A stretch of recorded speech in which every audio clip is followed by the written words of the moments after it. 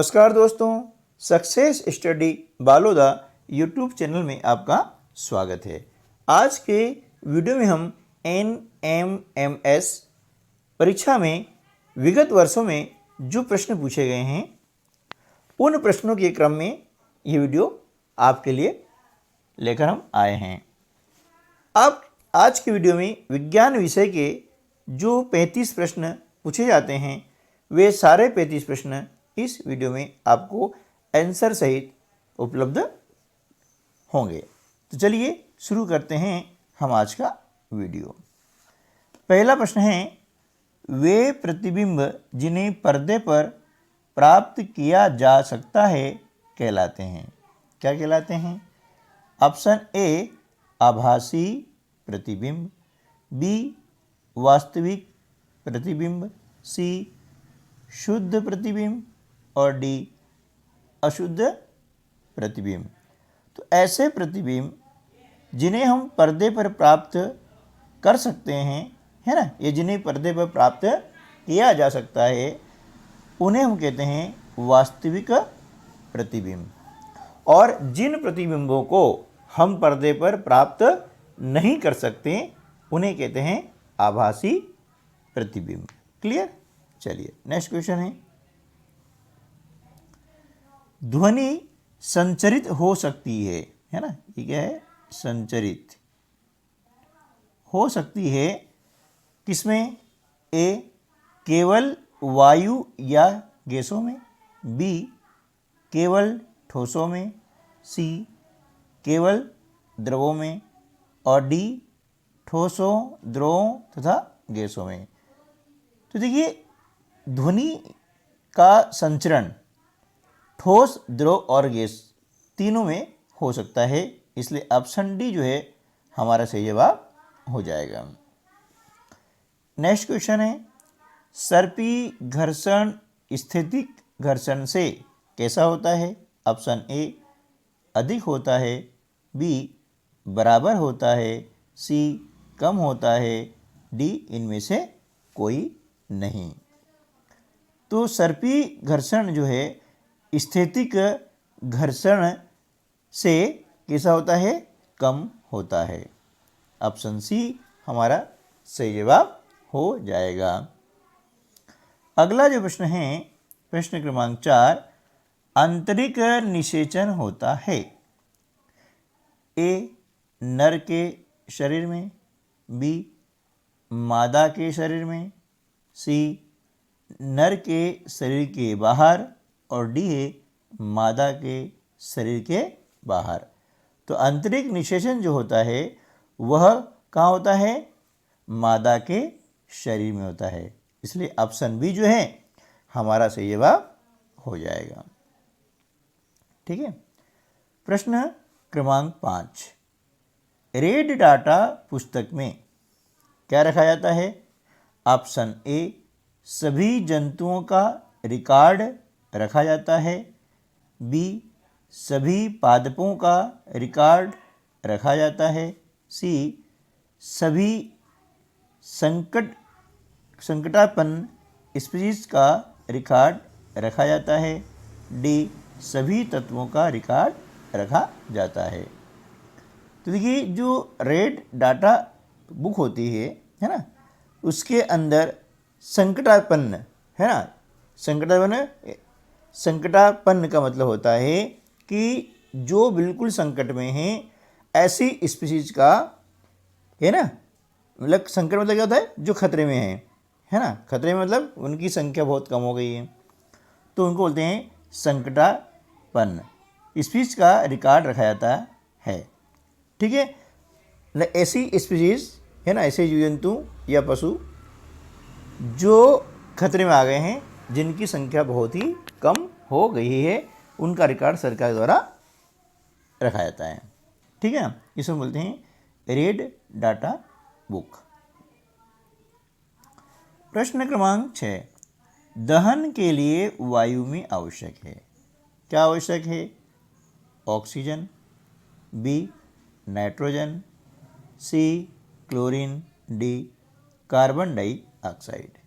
है ना, तो दहन में दहन के लिए वायु में जो है ऑक्सीजन आवश्यक होती है, तो बिना ऑक्सीजन के दहन संभव नहीं है, इसलिए ऑप्शन ए जो है हमारा सही जवाब हो जाएगा। अगला जो प्रश्न है, निम्नलिखित में से किसको पीटकर पतली चादरों में बदला जा सकता है? Option A phosphorus, B zinc, C sulphur और डी ऑक्सीजन, है ना। तो देखिए, किसी भी धातु को पीटकर पतली चादरों में बदला जा सकता है, तो यहाँ पर इसका जवाब क्या आ जाएगा? जिंक, ठीक है ना। और यह गुण जो कहलाता है ना, किसी भी धातु को जब पतली चादर में बदला जा सकता है तो उस गुण को हम कहते हैं आघात वर्धनीयता, है ना। जिसको पीट करके किया जाता है ना, उस गुण को हम क्या बोलते हैं? आघात वर्धनीयता गुण, ठीक है। इस टाइप का क्वेश्चन आपको परीक्षा में आ सकता है। प्रश्न क्रमांक 8, यूरिया उर्वरक है, कौन सा है? ए नाइट्रोजनी, बी स्फुरी, सी पोटेशिक, डी संयुक्त। तो जो यूरिया उर्वरक है वह है नाइट्रोजनी, क्योंकि यूरिया में नाइट्रोजन होता है 46%, ठीक है ना, जो पौधे के लिए बहुत ही आवश्यक है, यानी प्राथमिक तत्वों में आता है। और यूरिया से पौधा क्या होता है? हरा भरा बना रहता है और ग्रोथ पौधा अच्छी करता है ना। पौधा होता है ना, वो ग्रोथ बढ़िया करता है, यानी इसमें वृद्धि होती है, ठीक है। चलिए अगला जो प्रश्न है, प्रश्न क्रमांक 9, निम्नलिखित में से कौन सा कारक जल की कमी के लिए उत्तरदायी नहीं है ना। जल की कमी के लिए कौन सा कारक उत्तरदायी नहीं है? तो ऑप्शन ए दिया हुआ है जल संसाधनों का कुप्रबंधन, अत्यधिक वर्षा, बढ़ती जनसंख्या, और डी है औद्योगिकरण में वृद्धि। तो देखिए, जल की कमी के लिए जो उत्तरदायी कारक होते हैं, है ना, जल की कमी ध्यान रखना है। और यह पूछा है इनके लिए उत्तरदायी नहीं है ना। उत्तरदायी क्या होते हैं? जल संसाधनों का कुप्रबंधन, बढ़ती जनसंख्या और औद्योगिकरण में वृद्धि, ये जल की कमी के लिए उत्तरदायी हैं। लेकिन यहाँ पूछा गया है जल की कमी के लिए उत्तरदायी नहीं है, वह है अत्यधिक वर्षा, क्योंकि वर्षा यदि अत्यधिक होगी ना तो जल की कमी होगी कहाँ से, ठीक है। तो ऐसे जो प्रश्न आते हैं तो उनको थोड़ा सोच के बेटा आपको जवाब देना है, ठीक है ना। चलिए नेक्स्ट है प्रश्न क्रमांक 10, दंत विशेषज्ञों द्वारा दांतों का बड़ा प्रतिबिंब देखने के लिए उपयोग किया जाता है। ऑप्शन ए अवतल दर्पण, बी उत्तल दर्पण, सी समतल दर्पण और डी आवर्धक दर्पण। तो दंत विशेषज्ञ जो होते हैं यानी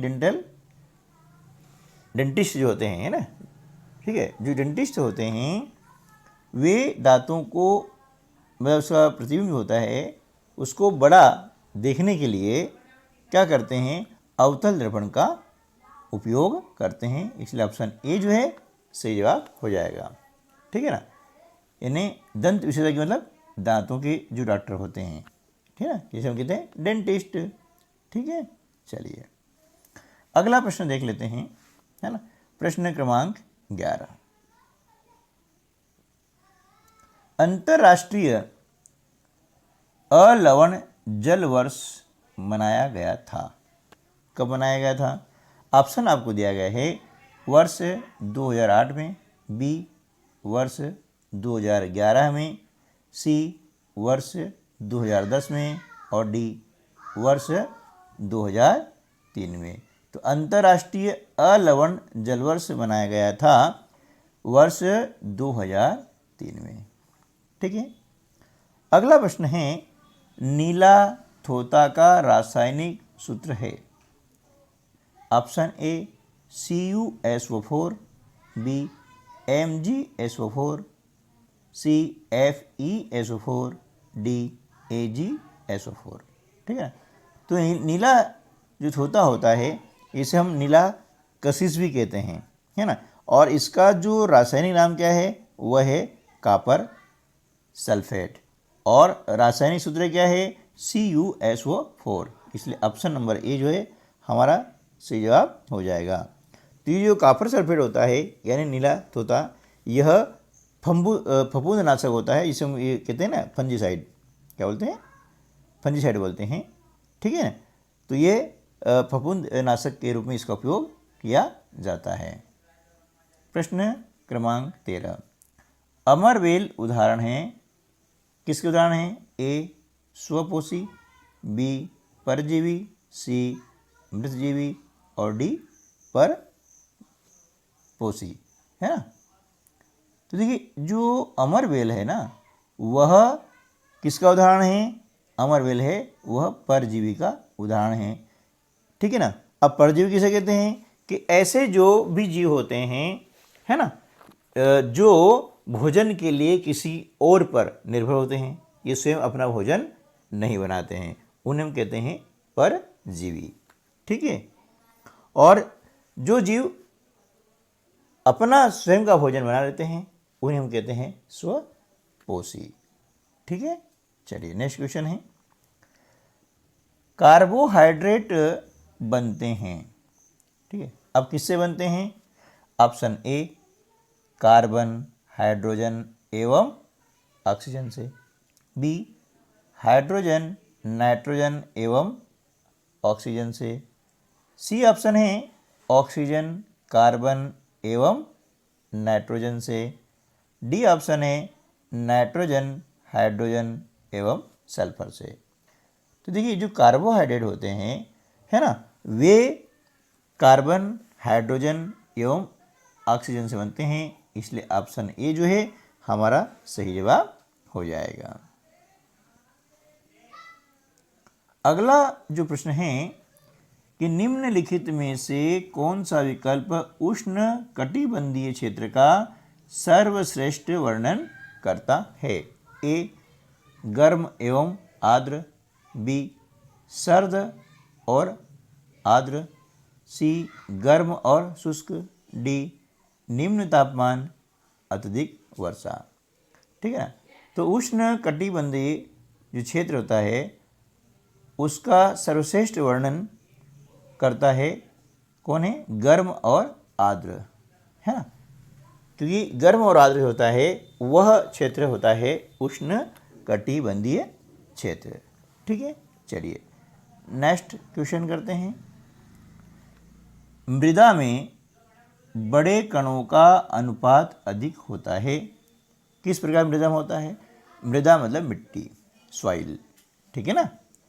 तो यहाँ पर है मृण्मय मृदा में, बी बलुई मृदा में, सी दुमटी मृदा में और डी ये सभी। तो देखिए जो बड़े कणों का अनुपात सबसे अधिक जो होता है वह किस में होता है, बलुई मृदा में होता है ना, जिसे हम सैंडी सॉइल भी कहते हैं। इसमें कणों का अनुपात जो होता है ना वो अधिक होता है ना, जो कण इसके होते हैं वो बड़े होते हैं, ठीक है। अब इसके बाद प्रश्न क्रमांक 17, निम्नलिखित में से कौन सा संबंध सही है, ए चाल बराबर समय बटे दूरी, चाल बराबर दूरी बटे समय, सी चाल बराबर दूरी गुणित समय और डी चाल बराबर 1/2 गुणित समय। देखिए अब यहाँ पर 4 ऑप्शन दिए हैं, इसका मतलब ये है कि हमें चाल का जो सूत्र है वो सही याद होना चाहिए। तो चाल बराबर क्या होता है, दूरी बटे समय, इसलिए ऑप्शन बी हमारा सही जवाब हो जाएगा। अगला प्रश्न है, पादप का जनन भाग होता है, कौन सा होता है, ऑप्शन ए पत्ती या पर्ण, बी तना, सी जड़ या मूल और डी है पुष्प।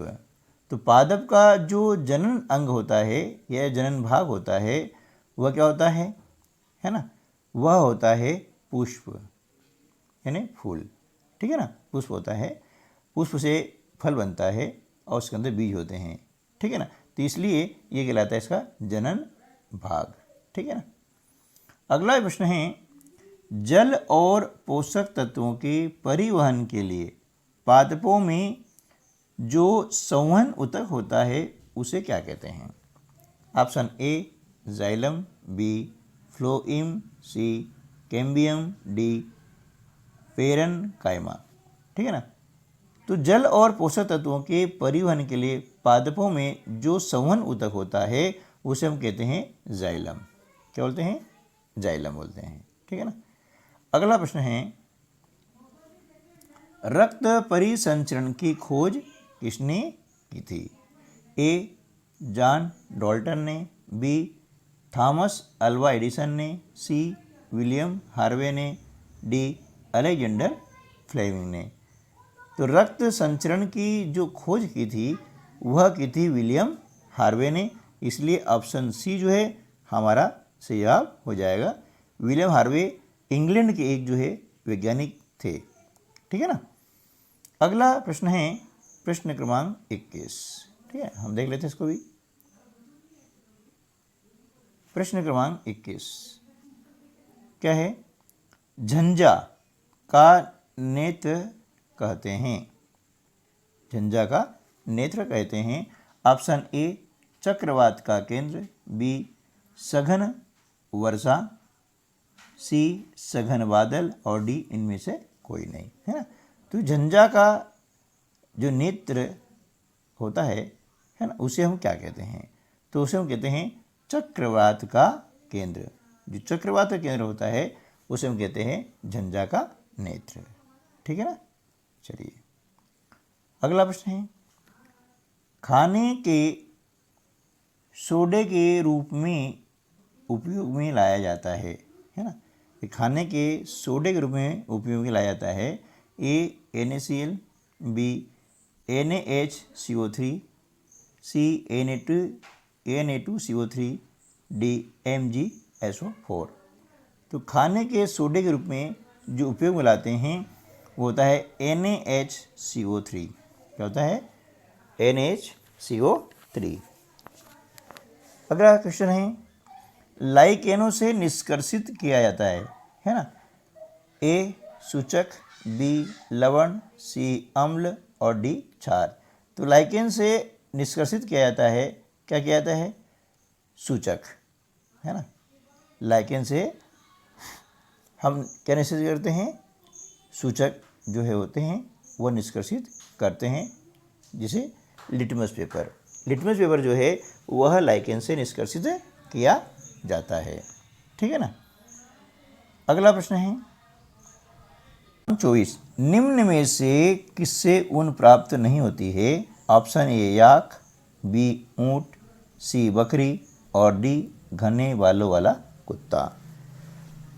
इसमें सही जवाब हो जाएगा घने बालों वाला कुत्ता, क्योंकि इससे हमें ऊन प्राप्त नहीं होता है। याक से होता है, ऊंट से होता है, और जो बकरी होती है, पश्मीना बकरी होती है ना, उसके द्वारा भी हमें ऊन प्राप्त होता है। अगला है पित्तरस संग्रहित होता है। किसमें होता है? ए अग्न्याशय, बी अमाशय, सी पित्ताशय और डी जो है दुध्रांत। ठीक है ना। तो पित्तरस जो संग्रहित होता है वो होता है पीतारस में। किसमें होता है? पीतारस में। इसलिए हमारा ये सही जवाब हो जाएगा ऑप्शन सी। ठीक है ना। प्रश्न क्रमांक 26, सूखे पौधों की डंडियों से अन्न कणों अथवा अनाज को पृथक करने के प्रक्रम को कहते हैं। क्या कहते हैं? ए थ्रेसिंग, बी निष्पादन, सी हस्तचयन, डी वाष्पीकरण। है ना। तो सूखे पौधों की डंडियों से अन्न कणों अर्थात अनाज को पृथक करने का जो प्रक्रम होता है, पृथक मतलब अलग करना, इसका जो प्रक्रम होता है उसे हम कहते हैं थ्रेसिंग। यानी ऑप्शन ए जो है हमारा सही जवाब हो जाएगा। प्रश्न क्रमांक 27, पराग कणों का वर्तिकाग्र पर पुष्प के, है ना, किसका? वर्तिकाग्र पुष्प का। तो वर्तिकाग्र पर स्थानांतरण कहलाता है। ऑप्शन ए निषेचन, बी परागण, सी प्रकीर्णन और डी मुकुलन। है ना। तो पराग कणों का वर्तिकाग्र पर स्थानांतरण कहलाता है परागण। ऑप्शन बी हमारा सही जवाब हो जाएगा। ठीक है ना। अब प्रश्न क्रमांक 28 है, निम्नलिखित में से कौन सा वक्तव्य सही नहीं है ना। तो ए, वन मृदा को अपरदान से बचाते हैं। बी, वन में पादप और जंतु एक दूसरे पर निर्भर नहीं होते हैं। सी, वन जलवायु और जल चक्र को प्रभावित करते हैं। डी, मृदा वनों की वृद्धि और पुनर्जनन में सहायक होती है। ठीक है, तो इनमें से सही कौन सा नहीं है? इनमें से ऑप्शन बी ये है वो सही नहीं है ना। वन में पादप और जंतु एक दूसरे पर निर्भर नहीं होते हैं, जबकि होते हैं, है ना। पादप और जंतु एक दूसरे पर निर्भर होते हैं, इसलिए ये जो वक्तव्य है ये सही नहीं है और इसलिए हमारा सही जवाब हो जाएगा। प्रश्न क्रमांक 29, बेरी नामक रोग होता है निम्न की कमी से। किसकी कमी से होता है? ऑप्शन ए दिया है, vitamin A, vitamin B, vitamin C और विटामिन डी।